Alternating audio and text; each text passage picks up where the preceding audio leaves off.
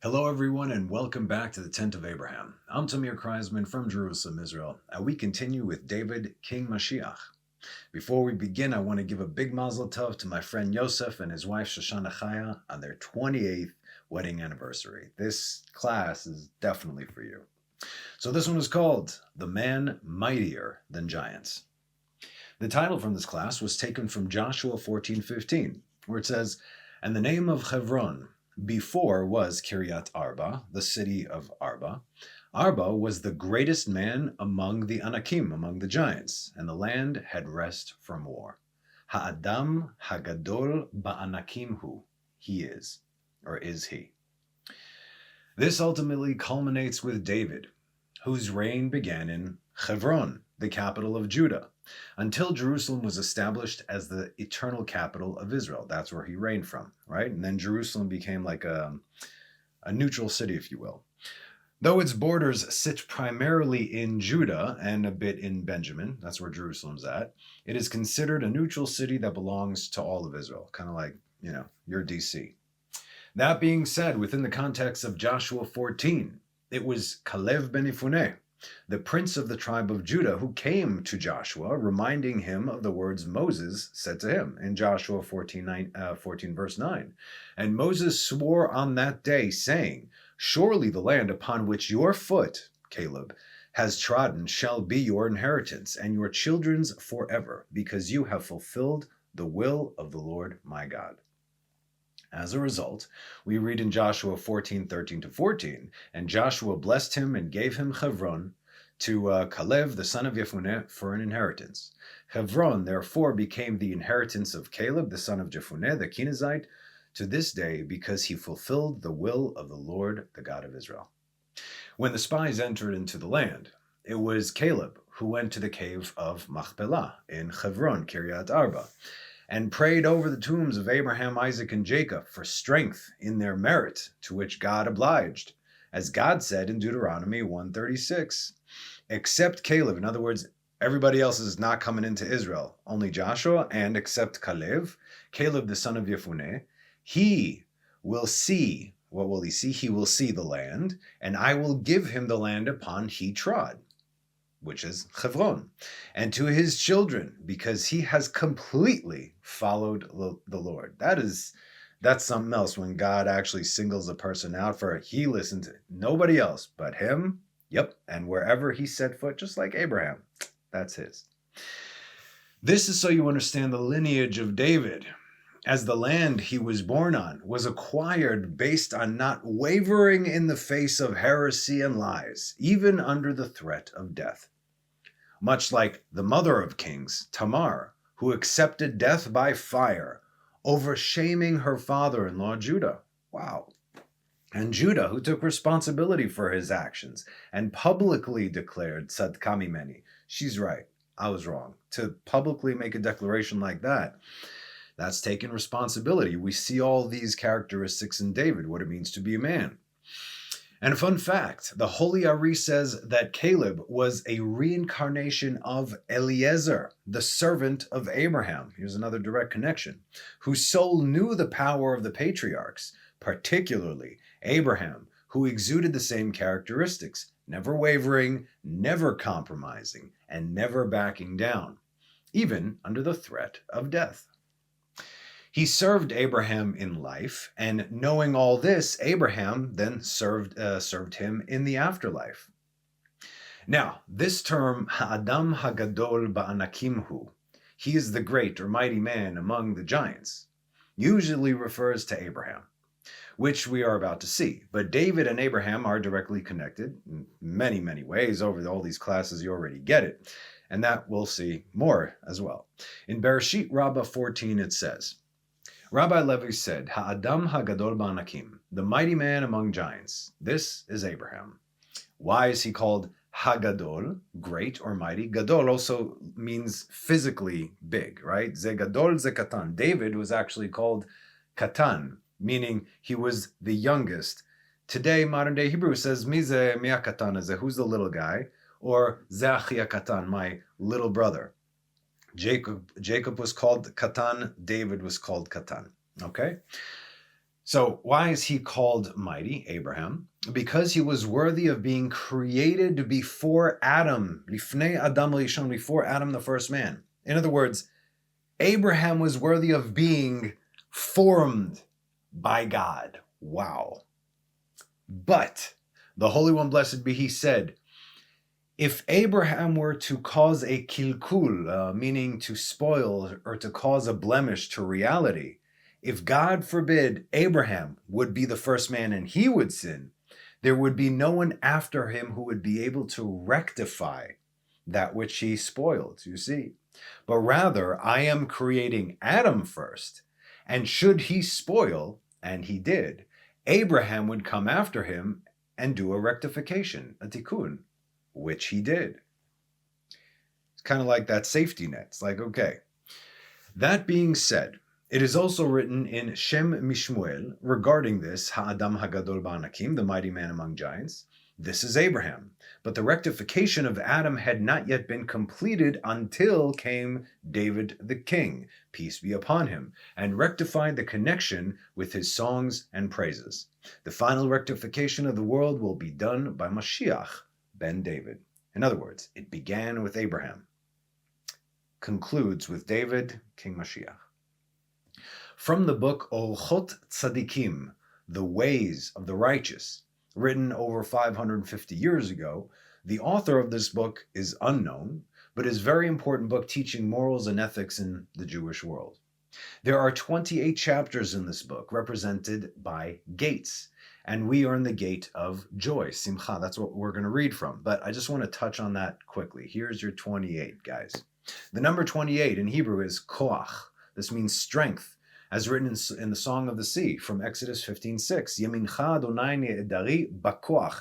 Your right hand, O Lord, is most powerful. Koach, right? 28. Also, Solomon speaks of 28 time periods from Ecclesiastes chapter 3. You know the song, a time to live, a time to die, a time to this, a time to that. A time for war is 27, a time for peace is 28. It was said that if you divide the 6,000 years of creation by 28, these 28 time periods, you get 214 and change, right? That means each period is 214 years, 0.285, and the rest of the numbers over there. Except the change is very precise to the time that we're in. As of the exact moment that Israel attacked Iran last summer, we officially left the time of war and entered into the time of peace, the last of the 28 time periods. Now, this doesn't mean that there's not going to be war in the time of peace, just like we saw the 6,000 years breaking down into 3. Israel did not receive the Torah exactly on the 2,000-year mark. It was afterwards. They kind of overlap. See, there's the 2,000 years of war, within that 2,000 years of peace. But we can see what happened in the last 214 years. You had the 2 world wars and everything in between over there. Serious destruction, unlike the world has ever seen before.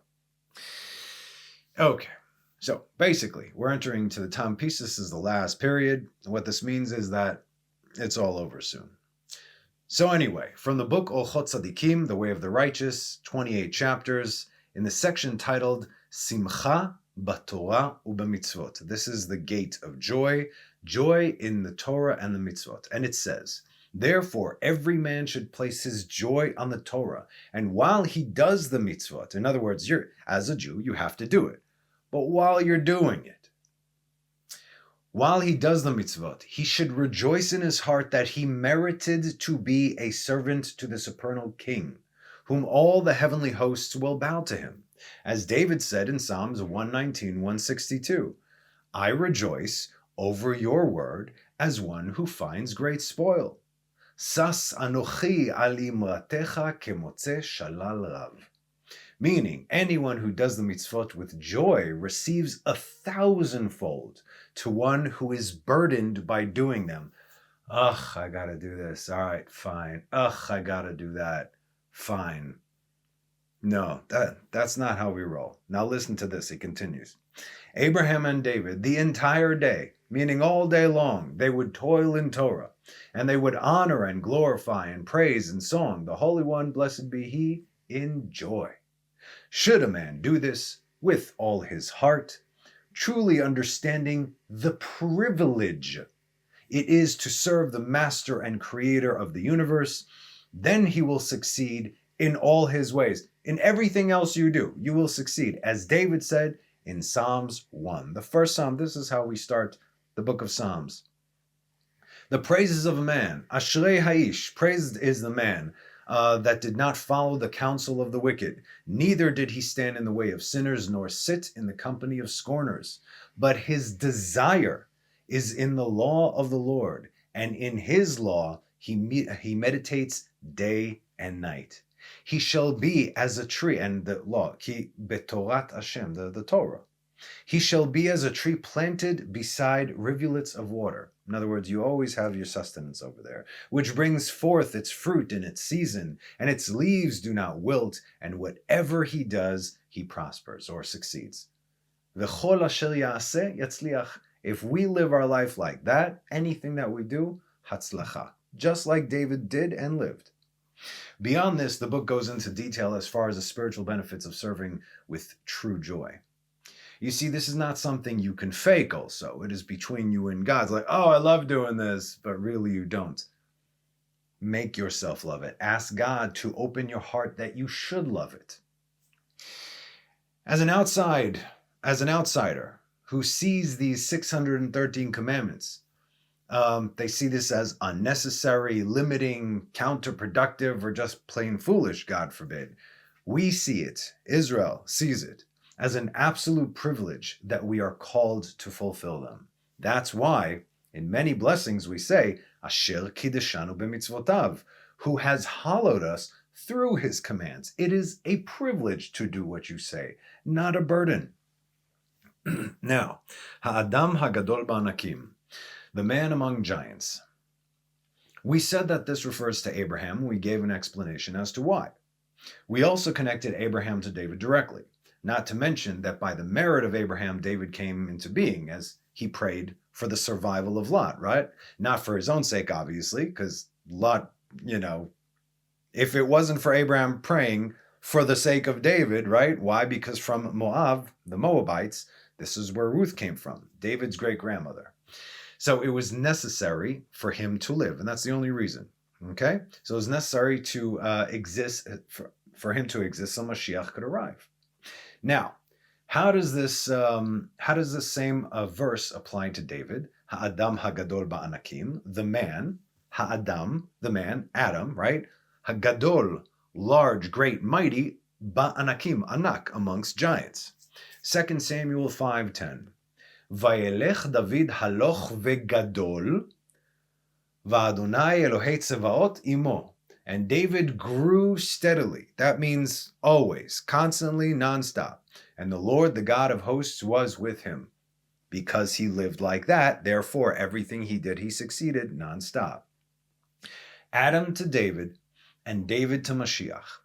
As we have said plenty of times, and we'll say again, those are one of the versions of Adam, Aleph, Dalet, Mem, Adam, David, Mashiach.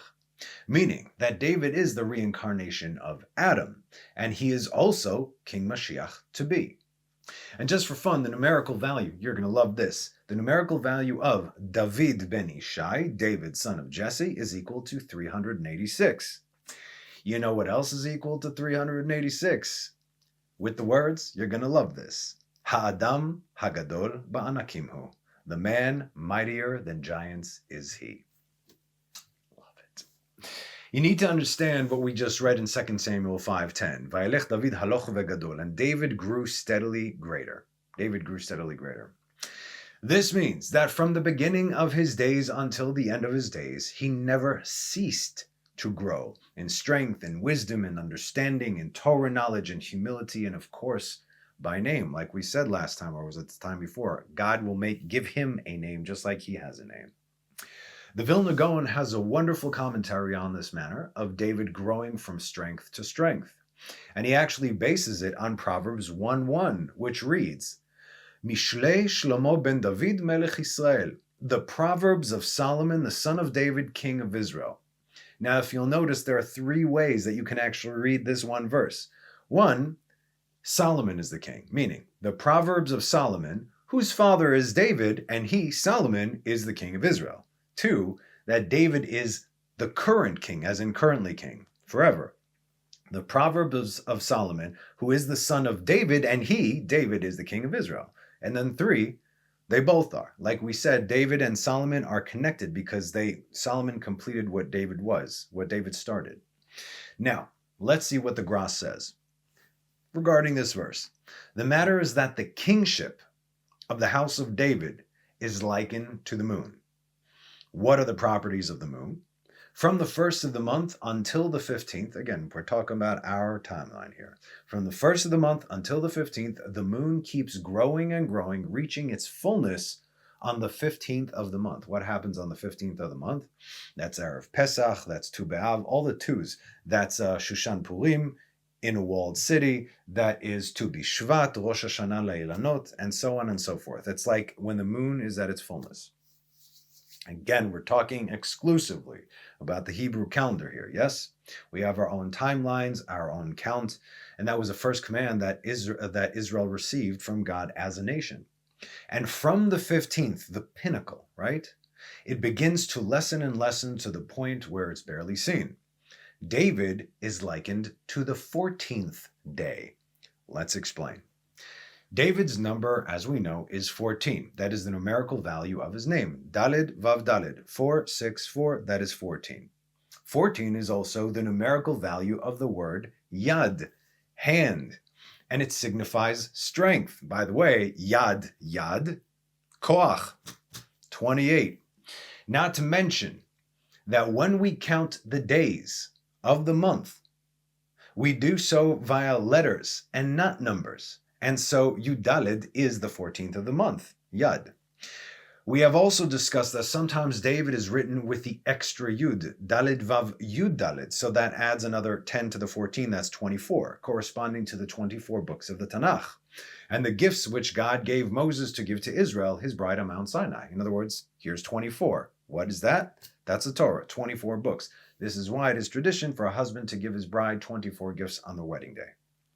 24 also speaks of the supernal tribes and the terrestrial tribes, 12 and 12. Check this out. Psalms 121, a song of ascents of David. I rejoiced when they said to me, let us go to the house of the Lord. Said to me, house of the Lord. David was not alive when there was a house of the Lord. See what I'm saying? Our feet were standing within your gates, O Jerusalem. Really? Because that didn't happen yet. The built-up Jerusalem, here we go, what's he talking about, is like a city that was joined together within itself. Yerushalayim habenuya. When Jerusalem is complete, it is like ke'ir shechubra, lechaber, to connect, la yachdav, together, yachad, echad, right, as one. There ascended the tribes of Yah, Yah, Yud He, shesham alu shvatim shivtei Yah, Edut leIsrael, as a testimony to Israel, lehodot l'shem Hashem, to give thanks to the name of the Lord. So, what is this Shiftei Yah?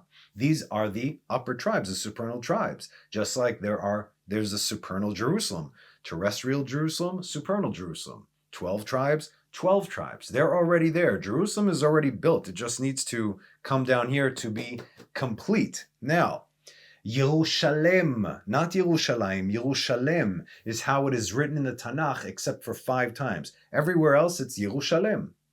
But Yerushalayim, that is plural. This is how we read it and this is how we speak it. Yerushalayim, hey, I live in Yerushalem. No, I live in Yerushalayim because its second half is up over there and it needs to be completed to be one. The line of kings, which began with Abraham, making David the 14th. What am I talking about? Abraham, Isaac, Jacob, Judah, the line of kings, Peretz, Chetzron, Ram, Aminadav, Nachshon, Salama, Boaz, Oved, Ishai, David. Jesse, David. Now, who is the 15th, the pinnacle, the completion, the fullness of the moon, the Shalem, if you will? That would be Hamelech Shlomo, right? If you take the Hey, Shlomo, and bring to the beginning, it's Hashalem, Hamelech Hashalem, the complete king, right? Or Hashalom, Yerushalem, the complete city, you see? In the Song of Songs, when we read Shlomo, you see the name Shlomo, Solomon all throughout, and the English is just going to say Solomon. Doesn't mean anything. This refers to God, who is Hamelech Shehashalom Lo, the king of whom peace belongs to. That's how we read Song of Songs, because it's not about Solomon. The name that was given to him, this is divine, obviously. And from Solomon being the 15th, the high point of the moon, we have 15 more kings until the downfall of Judah and the Babylonian exile. We do not count Queen Athaliah, who murdered her grandchildren. And we do not count the puppet kings who were placed by Egypt and then Nebuchadnezzar for like 3 months or something like that. They don't count. We're talking about the actual lineage over there. So you had 15 from Abraham reaching Solomon, and then 15 legitimate on their way down. You had a few ups on the way down over there, which means the true line ended with Yoshiyahu, who was killed in battle by Egypt. Solomon built 15 steps to go up to the temple. And there's a reason that David wrote 15 songs of ascent within the Psalms. Everything is connected. This is what the Levites did. Every step you take, there's another song right there.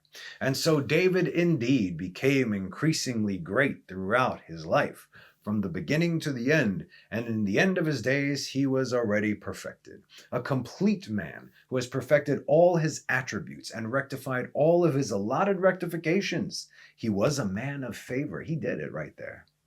He was refined and ascended higher than the rest of the root source of the other worlds. Praiseworthy is his lot. This is what it says in Zohar Truma. Now, furthermore, it is written in Zohar Ruth 35b. If David had lived to be 100 years instead of 70, he would have rectified the lamp, the ner, the eternal flame from last week, right? That is the Shekhinah, in such a way that it would never have been canceled and the temple never would have been destroyed. In his book, The Ancient River, the Chida, Rabbi Chaim Yosef David, what a name, writes the following regarding the verse in 2 Samuel 23:1.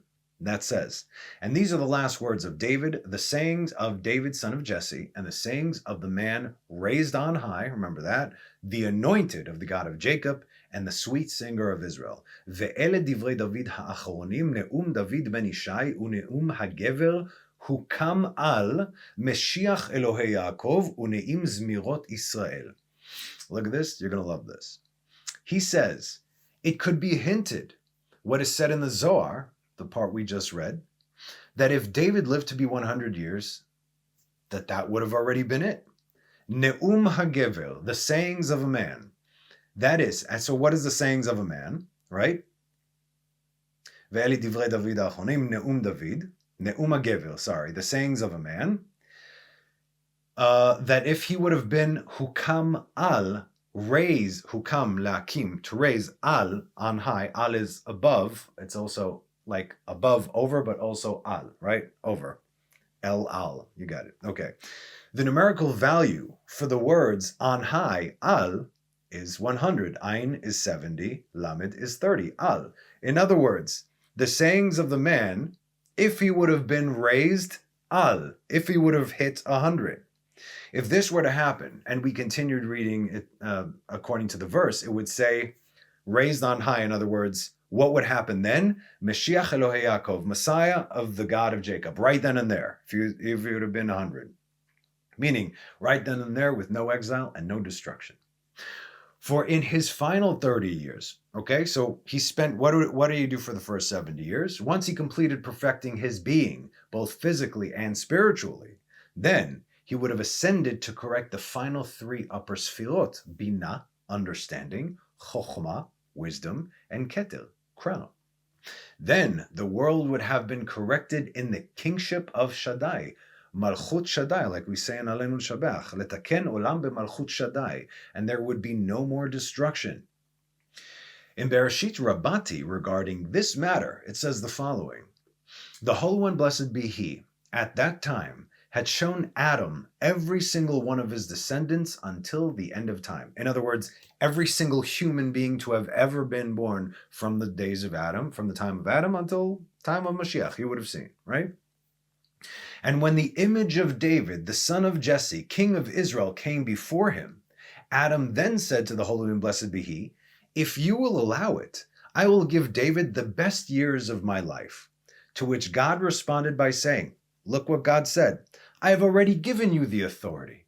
Meaning, dude, you don't have to ask me anything. You have free will. Adam then said, "Great, I have already given him 70 years." To which God replied, saying, "Adam, my servant, I would have expected you to give David 100 years. In other words, the tikkun could have been completed over there, but not. That's okay. He said to God, "If I hadn't seen his mouth filled with song and praise, I wouldn't even have given him the 70 years. The Holy and Blessed be He said to Adam, "May your ears hear what your mouth speaks." He said, "I have already spoken and my ears have heard." Sababa, no problem. That is when the Holy One, blessed be He, called ministering angels to be witnesses, saying, "Give the man, La'adam, Adam, a hand, Yad, 14, hint towards David, and witness that this has been made law, that 70 years will be given to David the son of Jesse." And he brought before him a document where Adam could sign. So you see, Adam did indeed need rectifying, and David was the one and will be the one to do it. God gave this world to man, and he said, "Do what you will, you have free reign." Or as we read, "I have already given you the authority. You were made this way. Do as you will." Adam, man, the first and greatest of God's creation, the reason for which everything was created, the one who was made in the image and likeness of Elohim. If he was in awe of David before he knew the difference between right and wrong, does that not make David the man greater than giants? I think it does, but primarily because God said so. And that's our class for today. As always, thank you so much for joining me. Have a wonderful rest of the week and have a Shabbat Shalom. Bye-bye.